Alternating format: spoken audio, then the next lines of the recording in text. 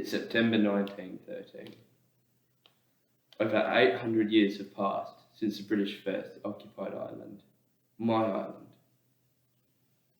And today 500 Protestant delegates gather in Belfast to protest against the British Home Rule Law.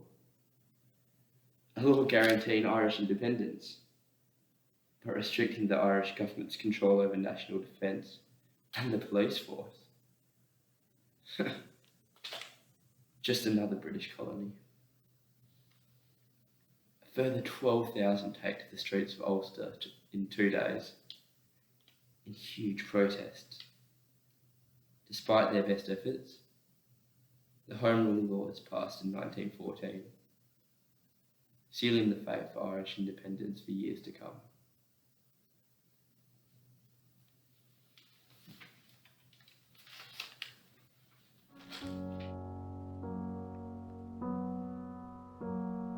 What need you, being come to sense, but fumble in a greasy till, and add the halfpence to the pence, and prayer to shivering prayer, until you have dried the marrow from the bone? For men were born to pray and save. Romantic Ireland's dead and gone, so with O'Leary in the grave. Yet they were of a different kind, the names that stilled your childish play. They have gone about the world like wind, but little time had they to pray, for whom the hangman's rope was spun. And what, God help us, could they save? Romantic Ireland's dead and gone. It's with O'Leary in the grave. Was it for this the wild geese spread the grey wing upon every tide? For this that all that blood was shed?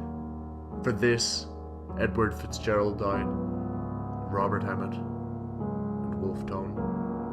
All that delirium of the brave? Romantic Ireland's dead and gone. It's with O'Leary in the grave. Yet could we turn the years again and call all those exiles as they were, in all their loneliness and pain, you'd cry, some woman's yellow hair has maddened every mother's son. They weighed so lightly what they gave, but let them be. They're dead and gone. They're with O'Leary in the grave.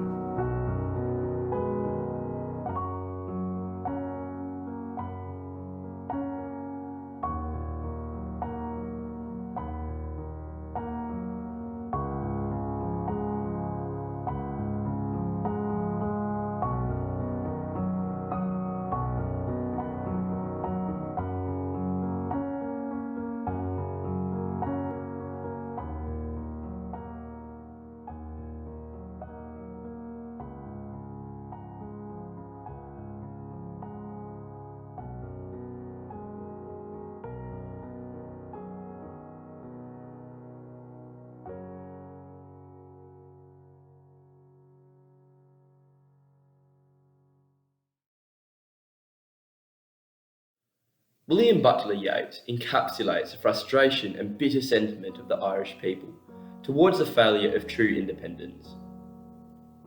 Written shortly before the Easter Uprising in 1916, Yeats' poem is rooted in the tempestuous past of the struggle for Irish freedom and presents its animosity towards the middle class and glorification of revolutionary figures. However, when interpreted through Yeats' political context, the poem can be read as a criticism of the inaction of individuals, especially the middle-class merchants, who let the flame of rebellion dwindle. Born in 1865 in Dublin and moving to London 2 years later, Yeats was indoctrinated into Irish nationalism. During his time in England, he refined his literary ability and joined a Theosophical Society. In 1889, Yeats met and fell in love with Maud Gonne, an Irish patriot. Although their love was unrequited, he nonetheless joined the Irish nationalist movement in an attempt to impress her. It was during this time in the nationalist movement that Yeats became under the influence of John O'Leary, a prominent nationalist leader. Yeats' time in the movement greatly influenced his political views, encouraging him to become critical of those who did not assist in the fight for Irish independence. This is highlighted in September 1913. William Butler Yeats, one of Ireland's greatest poets, once professed that he had begun to hope, or to half hope, that we might be the first in Europe to seek unity, and a little passion. The poet often pervaded his work with his own political agency, centred around his thirst for a united Ireland. In his poem, September 1913, Yeats reflects upon the political atmosphere during the early 1900s and portrays a period of great struggle between the Irish and British. This is portrayed through his criticism of passivity, glorification of revolutionaries, the denunciation of desertion and disloyalty to Ireland, as well as through an intertextual link to the poem Easter 1916. Yeats utilises various literary techniques to reveal his political context, providing the foundation for his critique of an apathetic and unpatriotic middle class. Yeats profoundly critiques the inaction of individuals in Irish society through the utilisation of lexical choice and symbolism. The poet's core thematic intention was to emphasise how the Irish resistance was dwindling, not because of the resistance itself, but rather as a result of the passivity of individuals. According to M.H. Abrams, Yeats detested the middle classes and their Philistine money grabbing, which he cabinets in his opening. What need you, being come to sense, but fumble in a greasy till, and add the halfpence to the pence, and prayer to shivering prayer? To Yeats, the middle classes have neglected their own history, insulting the memories of the Irish heroes who fought for their freedom. Yeats' critical portrayal of the middle classes is evident through the use of connotative language and visual imagery, writing fumble in a greasy till. The connotations associated with fumble and greasy encourages readers to visualise desperate merchants battling each other to attain personal wealth. Yeats employs specific lexical choices and the symbolism attached to construct a potent materialistic critique of the Irish middle class. Additionally, the poet applies the symbolism of prayer to further develop his portrayal of an unpatriotic merchant class. This characterises the apathetic nature of the middle class, who selfishly take from Ireland but offer nothing in return. Yeats condemns their inactions as they stand by and allow for Irish nationalists to die, yet only offer shivering prayers. The poet uses a plethora of constructional elements to provide a foundation for his didactic intentions, denouncing the cowardice and apathetic nature of the Irish middle class. A knowledgeable reader who has an understanding of Yeats' historical and political context is encouraged to see his affinity with the legacy and heroes of past revolutionaries. Although he disapproved of violence, Yeats glorified the patriotic attitude of revolutionaries and their determination for an unrestricted Ireland. The poet recognises that his predecessors were of a different kind, contrasting against the selfish middle classes he portrays throughout the poem. Yeats builds upon his critique of middle class figures, continuing to idolise his revolutionary heroes. They have gone about the world like wind. By likening the revolutionaries to wind, Yeats characterises the legendary revolutionaries as all-encompassing, unwilling to be stopped in their thirst for Irish nationalism.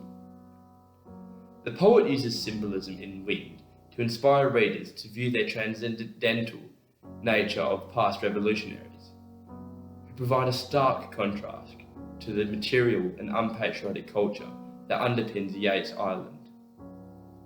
By drawing upon Yeats' political context, it becomes clear that he urges readers to take actions in their own personal context, following in the footsteps of his past revolutionaries, instead of remaining complacent. Yeats continues to offer his unadorned critique of an unpatriotic middle class and highlights the futility of violent warfare through the utilisation of visual imagery, zoomorphism, and symbolism. Yeats constructs the images of the middle class deserting their country, writing, "Was it for this the wild geese spread, the grey wing upon every tide?" Yeats likens the merchants to wild geese who have no allegiance to their home, stripping them of any fidelity. The geese are also referred to as having fled upon every tide, reinforcing the notion of disloyalty amongst the middle classes in Ireland. Whilst Yeats idolises the sacrifice of previous nationalists, he often advocated the hollowness of war and violence, instead campaigning pacifism as an effective instrument for political change. The symbolism and connotations of the blood urge a reader to view the pointlessness of war. For this that all the blood was shed. Yeats believes that all that blood that was shed of the nationalists was ultimately for nothing, and questions the need for decadent warfare. The poet uses a range of literary devices to emphasise to the readers his central thematic intentions: the unpatriotic middle classes and the senselessness of violent warfare.